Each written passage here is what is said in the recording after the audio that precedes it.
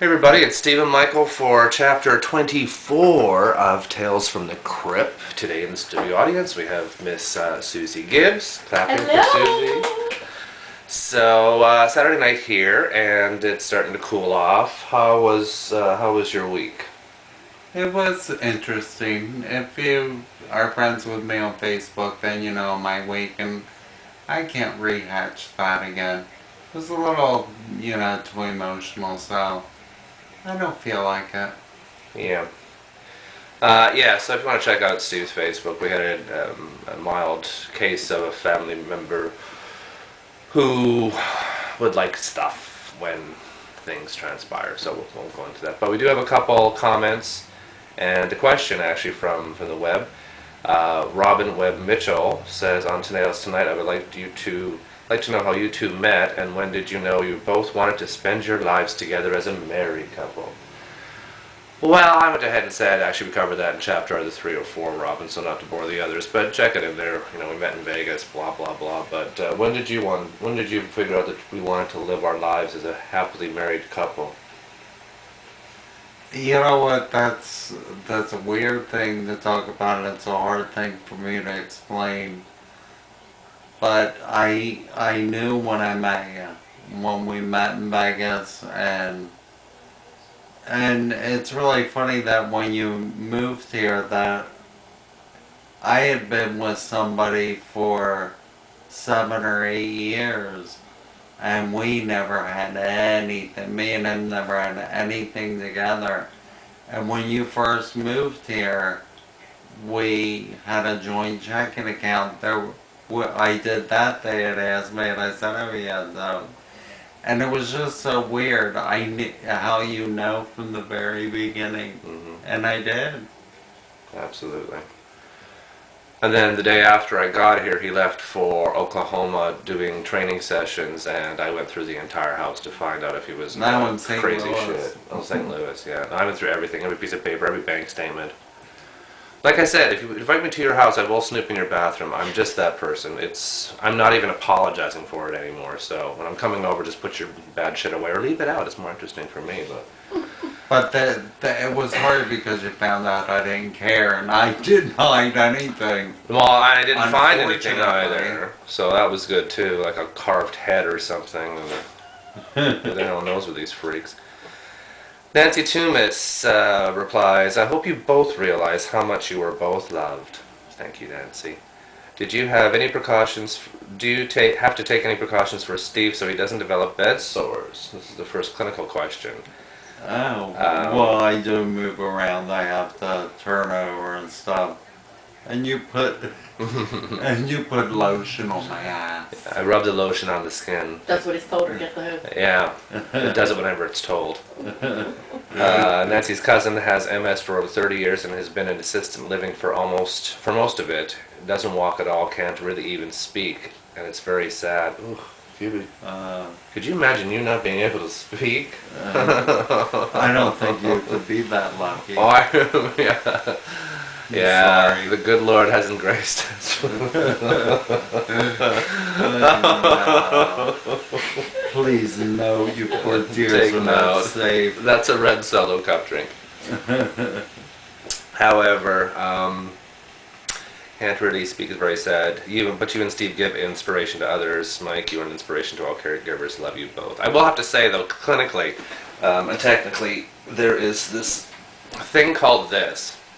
And it's called bag balm. And I don't know how it works, but it says here massage thoroughly and allow ointment to remain for full softening effect. So that's what's rubbed on the nether regions, and actually it works. The skin breakdown doesn't really happen. So from a technical side of things, that's what we put on the ass basically. So this old bag's bombed, huh? This old bag is working to get bombed tonight, that's for sure. But so those are the questions for tonight. You don't go next week. The week after, Steve returns to respite care at Regal Heights, so you're looking excited. He is wearing from his new K-Mart collection a line of sporty polo tops. He's practicing his clothing wearing, so we're, Well, you know what? I haven't had to worry about what I look like in so long, and God knows I can't wear the clothes that I used to. I was quite fancy in my day. But, I think it's so funny that what I used to find so important with clothing and stuff, and then I think it's so funny that I got all these items from K-Mart. Who would have known?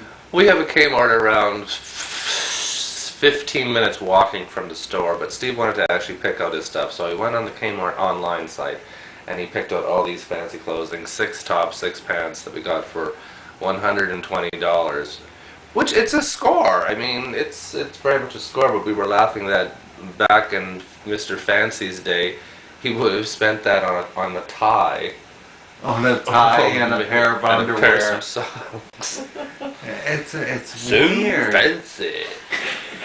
Now you shit that diaper and work Kmart.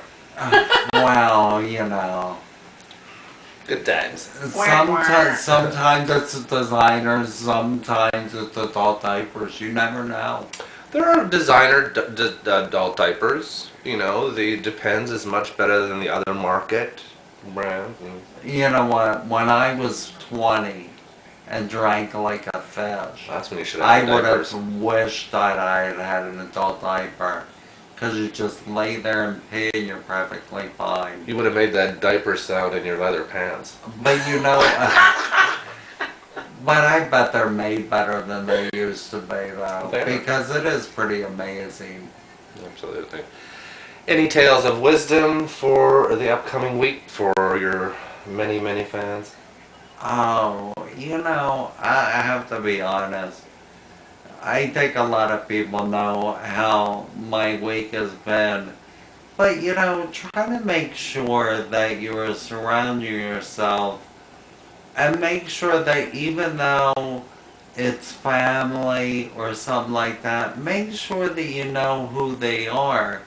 Because they may not really have the best interest of you in mind, because there may be things that are wrong in the brain for them, and they may need to do things. I think it's important for everyone to, when someone shows you who they are, it's up to you to believe them, and everybody will eventually show you who they are. So would you agree on that? It's scary. It's scary when crazy doesn't know it's crazy. That's when shit gets scary. So, however, cool beans. Well, Alright. Saturday night, chapter 24, Tales from the Crypt, Stephen Michael. You're excited about hospice or respite again? Oh yeah. I like it there. I like the people and everything. They're nice. It's like Crypt Camp, he calls it. It is. I call it Crip Camp, but Crip Camp is fun. And they are lovely people. And I get to go, and of course, being in a wheelchair, I like us at the same eye level. And you know what? I feel like they're my peeps. And he also likes being at eye level just to check out everybody's crotch that comes into the. Well, girls gotta let. Hey, if it's poking at you, poking at you. If you're showing, I'm looking. Never changes. Stephen Michael for chapter 24 of Tales from the Crypt. We'll see you next week, and be kind to one another. Holla! Holla to Susie. Bye.